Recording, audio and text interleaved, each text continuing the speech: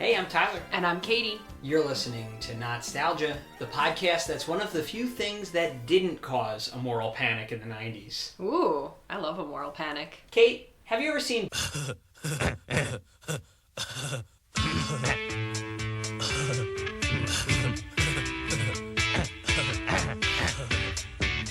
Beavis and Butthead? I sure have not. Not even the movie? I Not never made even you watch the movie. Wow. No, but I sense a moral panic coming on, and my podcast senses are tingling. What, your panic senses? What do you know about Beavis and Butthead? I know that they laugh like this.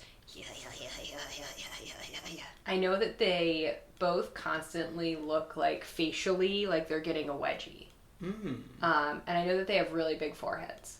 Okay, so you're kind of familiar with their appearance. And I imagine, based on like the moral panic situation, that like maybe they were crude, naughty. Okay, yeah, you're pretty much nailing it here. Okay, That's the extent. When do I get to go on a rant about moral panics, though? Once we get okay, in a few bullet points, we'll be there. Cool. MTV launched as a network in 1981. Okay. Right? It's a cultural phenomenon. You listened to that thing on XPN last year, right? When they did like the 20th anniversary. 20th? No, the 30th anniversary of MTV? No, the 40th. Oh my god. Okay. 40 years ago. It was a huge cultural phenomenon. As you know, they primarily showed music videos. They had music news, that kind of thing. People often complain, there's like the classic complaint for the last several decades, MTV used to just show music and music videos. Yes, at the very beginning, but even by the early 90s, they were trying to diversify their programming because you can't live as a network on just one type of thing alone. So in 1991, MTV launched a show called Liquid Television. I've never seen it, but it sounds like I would love it. It was a showcase for young up-and-coming animators. Oh, that's cool. So like cool indie animators who would have their stuff touring in these like weirdo indie animation festivals. MTV would give them a platform on television. And Liquid Television ran from 1991 to 1995, and every episode just consisted of a bunch of short animated segments by all these different animators, okay? Okay. In the second season of Liquid TV, one of the shorts they ran was called Frog Baseball, and it was written, animated, and voiced by a guy named Mike Judge. I'm going to show you this right now. I want you to watch Frog Baseball right now. Turn your attention to the television.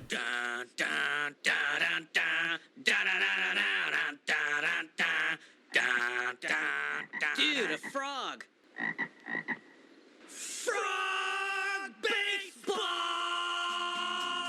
Get him! So this guy named Mike Judge is hand animating all of this. Yep, every drawing. He has no help. I am sad for this frog. They are torturing animals. It does seem like instantly memeable. Like them yelling frog baseball is like something that you could picture somebody yelling. You know what I mean? Like in class. Yeah. And doing this laugh. The animal abuse makes me sad. Mm-hmm. They look like they're getting wedgies, Beavis and Butthead. I feel like they live in like a funky little sad trailer park where there's nothing to do. Maybe they need like an after school program or maybe a club to get involved in. And it's just the animation is very rudimentary. Painfully so, which I guess is some of its charm. Mike Judge, he was 30 when this happened in 1992. He's a 30-year-old. That's great for Mike. He's our age. Yeah. This is what he was doing. Quick background on Mike Judge. I think it's relevant so you can kind of see how he gets to this. He's born in Ecuador, moves to Albuquerque, New Mexico when he's 7 and grows up there. He's really smart. He studies physics in college, gets his degree, goes to work in the science field in a couple different jobs, all physics related, right? And engineering type of stuff. And he says, these are all from interviews later, he says he was bored. He realized, I don't know, this is not for me. He was smart enough to do it, I think, but it wasn't for him. So he quits science, moves to California, and starts playing bass in a blues band for a while. Makes his living doing that for a little bit. And then one day, by total happenstance, he discovers animation, basically. Like, he had seen it, of course, but he was at a movie theater going to see a movie, and in the lobby they had a display about animation, and they had animation cells, and he had never thought about how animation was made before. He saw these cells and it completely fascinated him and obsessed him, and then that was in 1989. By 1992 he was making his own homemade cartoons. He taught himself how to do it. Obviously not that good of an artist, with how kind of grungy this looks, and is touring his cartoons in these weirdo festivals. MTV goes to these festivals to find shorts for Liquid Television.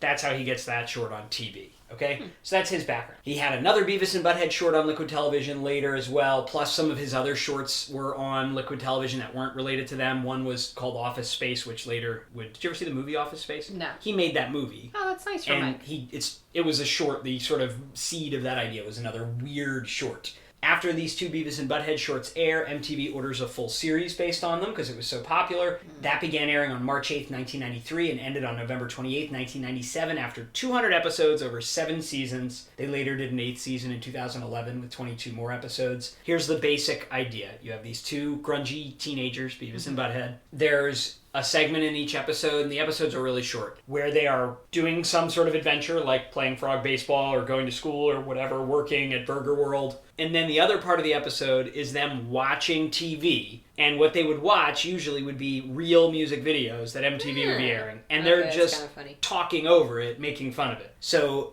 to get a full episode, you only really animate about half of it, because the other half is just looking at the TV and you just hear their voices, which is really easy to make because he just has to do the voices, and he improvised a lot of that. They also made a movie in 1996, Beavis and Butthead Do America. I love that movie. That will definitely be fodder for this podcast in the future. I think it's amazing. Allegedly, there's been a lot of news in the last 2 or 3 years, especially with Paramount Plus launching, that there's going to be more Beavis and Butthead, a new season and a new movie possibly where they are aged to what age they would be now, which would be disturbing. There were also 2 spin-offs, sort of. Daria is a direct spin-off. I think you're going to really like Daria. Daria is like a smart put-upon girl who goes to school with them, who is like their foil. She's like drawn really nicely and like really can't stand them, you know? And then King of the Hill is Mike Judge's other big show, and that's like not directly a spin-off, but there's a character, a neighbor of theirs who is pretty much Hank Hill. When he made King of the Hill, he kind of turned that character into its own show. Here's the moral panic part I think you'll enjoy. There were some controversies. In 1994, there was a hearing about the negative influence of television on children, and a South Carolina senator named Ernest Hollings, a really old guy, mistakenly referred to the show as a negative example as Buffcoat and Beaver. Excellent. Is what he called it, which became a running joke on this show. In Ohio in 1993, a 5-year-old boy set his family's mobile home on fire, killing his baby sister, who was 2. The mother later claimed he did it because he watched an episode of Beavis and Butthead where Beavis said, "Fire is fun." It was kind of proven later that they didn't have cable and that probably wasn't true. She just said that. But in response to that, MTV moved the show to a later time slot. They banned Beavis from ever saying fire, which is also a running joke on the show. There are times where he becomes obsessed with fire, but he can't spit it out, which is kind of grim. But yeah, kind of. In 1994 as well, in New Jersey, an 8-month-old was killed in the car she was in the back seat of in a baby seat because an 18-year-old guy threw a bowling ball off an overpass onto the car and randomly killed this baby. And there's a intersectional faith group called Morality in Media, which I don't think is around anymore. It's kind of like, what's the one you always talk about? Focus on the Family? You've never mentioned on the podcast. In real life, you talk about it all the time. But Morality in Media blamed Beavis and Butthead for that because there's an episode where, speaking of Mr. Anderson, the guy that they based King of the Hill on, they steal his bowling ball, fill it with firecrackers, and throw it off of a roof into the street. It like blows up, and then he gets arrested for domestic terrorism. So they blamed it on that. Do I get to talk about moral panics now? Of course. Unleash me. I love a moral panic, but I think it reveals more about the people who are panicking than the actual piece of media. Talk more about that. We just saw frog baseball. Yeah. What is your read on that and, young people seeing something like that? Well, I'm not super into animal abuse. I think that's pretty reprehensible. But I also think maybe the onus isn't on Beavis and Butthead to raise kids. Or Lizzo. Or Cardi B. Cardi B's not raising your kids either. Parents raise kids. Yeah, and they maybe want to control what comes in and out of their home media-wise. I think... Your parents didn't have cable, maybe on purpose. I think the onus might be on the parents. So, I just think that when I think about a moral panic, it really reveals more about the people who are panicking. And Beavis and Butthead are not intended to be role models. It's very obvious, even from that one short, I think, that he's doing some satire. And also, this is not a kid's show. Correct. It's on MTV, and it's like, who's supposed to be watching MTV, I guess? Because kids, of course, were young people. Of course they were. MTV's for young people, quote, but that's a huge group. But it's not for that 2-year-old. 5-year-old. 5-year-old. It's not for that 5-year-old. That 18-year-old guy who threw the bowling ball, personal responsibility.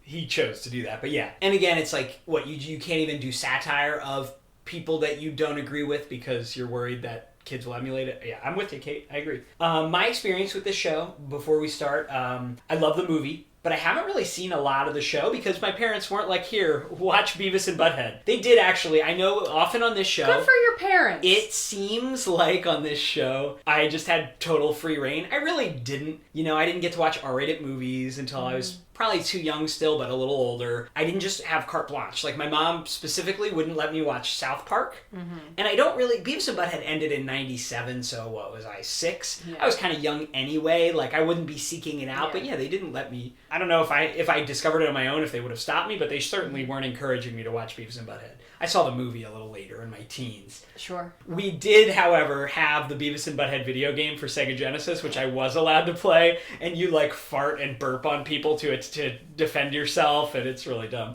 And we had, I don't even know what it was, we'll find it for a future episode or video. We had something on our computer, I think it was a demo for a computer game, where you played as Beavis and Butthead, and you had to spit, it was called Haka-Loogie. You had to spit off of a roof you try to hit people, below you, like the principal and stuff. My dad thought that was the funniest thing ever. So before you say good for my parents for watching what I was intaking, they did let us, play that. I played that with my dad, and he liked it more than I did. But I don't have, strong opinions about Mike Judge. I liked King of the Hill a lot. I think we should do that in the future. But, I'm not a big Office Space guy or Idiocracy or that Silicon Valley was his newer show. He has kind of a cult following of fans, but I don't have a strong opinion on him. I just liked the video game. I've always liked the idea of Beavis and Butthead. As you know, I have my Beavis and Butthead Heelys now. You sure do. Because when you're an adult with no kids, that's something that you can own, is a pair of Heelys with Beavis and Butthead on the side. They make Heelys for That adults. was the month I made you buy a mouth guard to stop grinding your teeth, because I was like, if you can afford Beavis and Butthead Heelys, you can afford that mouth guard that you keep saying that you can't afford. When the dentist was like, you should get a mouth guard, you're having a little bit of grinding issues. I'm like, I don't know if I can swing it. Yeah, you're right. And then I was trying to skate around in my Heelys. Yeah. Anyway. And now you have a Heelys and a mouth guard. Good for you. Which sometimes you need both. Why this might be good. Just right off the bat, I think it has this very iconic 90s vibe to the whole thing. The low-rent animation, the music videos, the attitude, the whole thing. And then we're just going to kind of try to figure out, is this biting cultural satire, or are they bad role models who shouldn't have been on TV? Here's what we're going to watch. Season 5, Episode 30, Here Comes the Bride's Butt. We're going to watch that whole episode, including the music videos, which are hard to find. They got removed from the DVD releases. And then we're going to watch Season 3, Episodes 16 and 17. It's a two-parter, Citizen Butthead, but we're not going to watch the music videos, so that's... Cardi B's not trying to raise your kids. Check it out, Beavis. A wedding. Whoa! So what? So we gotta go, dumb. Oh yeah. Let's go against the wall over there. No, butt munch. We gotta go to the wedding. And every wedding, there's this bride chick. And then right after it's over, everyone gets to make out with her. Really? Yeah. All right, so wait, I'm confused, though. Now we're watching the music videos. They're interspersed. Got it. So it'll go from the story to the video to the story. So it's about half and half, but chopped up. The problem is these music video jokes are kind of hard, I think, to go back to, because it seems like it relies on you watching MTV other it's times during the day. It's like an inside joke. Yeah. Because this whole music video is like a black screen with subtitles, and I guess that's what the music video was. And you would know that if you were around watching MTV at that time. And they're confused the way that we are right now. Does he do all the voices? A lot of them. Look at that priest's mullet also. I also just like how they look like mutants compared to everyone else person. looks pretty normal. But I guess that's what teenagerhood feels like, right? You just feel like a mutant all the time. All right, so now they're basically doing what we're doing, right? They're watching the show and they're making some what they think are pithy comments. This is pretty meta. Just like us. Yeah.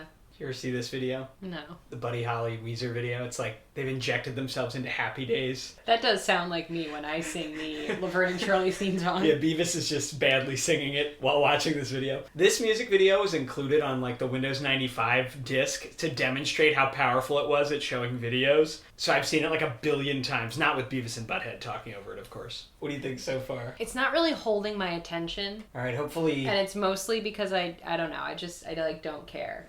Did you boys have a question? Since you're the president and in charge of the army and stuff, could you invade some country and set it on fire? Yeah. Yeah. And then you could fly over the country in a chopper with a loudspeaker.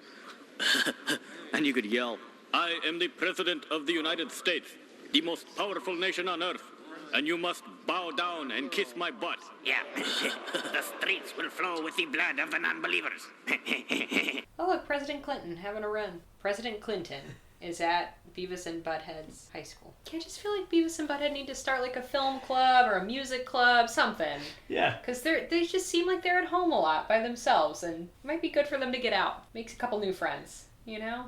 Practice some social skills. The 90s when you could just smoke in your principal's office. I like Daria's energy, where she was talking to President Clinton. She was like, you promised that you would help every American youth get a college education. Were you just jerking us around? This would be a good video to, like, learn to read with. Because, like, they're saying whoomp, and then, like, it says whoomp on the screen. Yeah. Like, it's like the word comes on the screen, and I'm thinking, what does that word say? What did it say? And then all of a sudden the guy says, whoomp. There it is. Whoop, there it is. All right, you were pretty quiet. I was kind of underwhelmed, and it wasn't that I was quiet because I was enjoying myself. I was just kind of underwhelmed by it. I feel like it's been built up as this, like... I feel as if this show has been built up as this, like, shocking thing, you know? Even when I was young, like, I knew, like, oh, I can't watch that. Like, right. It's just so inappropriate. Yeah, even as butt in the name. Yeah. And I get it. I understand the moral panic, but... I don't know. I think the moral panic abdicates personal responsibility. Right, but talk more about the quality of Beavis and Butthead. Oh, it was okay. I don't know. It didn't wow me. I didn't feel particularly strongly either way. Yeah. I was a little underwhelmed too. As someone who loves the movie and wants to like Beavis and Butthead, maybe more than I do, I guess, thinking of watching these. The music videos are kind of a tough sit sometimes because it does seem like they hinge on you having seen those videos before. Yeah. Because they would be videos that were in rotation on MTV in general. And they were even comparing one of the videos to like a different Janet Jackson music video, like which makes no sense. Yeah, I didn't really land. Without us knowing that. So I think that part's very of the moment. I do think in general they're pretty funny. I think the episodes are short enough that they don't grate on you. Although, again, I do love the movie, which is like a full hour-and-a-half movie. But I swear the quality of the animation is a little better. They do hold the movie pretty well. Anyway, yeah, there's Beavis and Butthead. I was hoping it would be a little more fun for both of us, but I guess it's just not, doesn't hold up perfectly. I don't know. We're also not in that prime demographic anymore. True. Would it be funnier if you were 18? Well, that's the central question. Like, is it a satire? Are you supposed to be looking at them going like, ha ha ha, these dummies? If you're 14 like them... I would definitely be in the haha these dummies if I was like... Well, 14. you would, because you're Daria. Silence. Don't make fun of me. I'm more Beavis and Butthead, or was. Oh well, I was wishing for more, but it is what it is. Tune in next week. You can give us recommendations for what to watch. Send us a voice message. Click the link in this episode description to do that, wherever you're listening to it. Send us an email, Not-Stalgia@AOL.com. Find us on social media, or just go to our website, www.notstalgia.org. Damn it. I'll go and kill Beavis and Butthead like the Lord told me to. And then MTV goes and just runs it over and over again after that. I tell you what, they got no morals. They got no moral values, and they have an unhealthy preoccupation with the human butt. Beavis and Butthead, a Back from the Dead Moranathon, all day tomorrow starting at 12.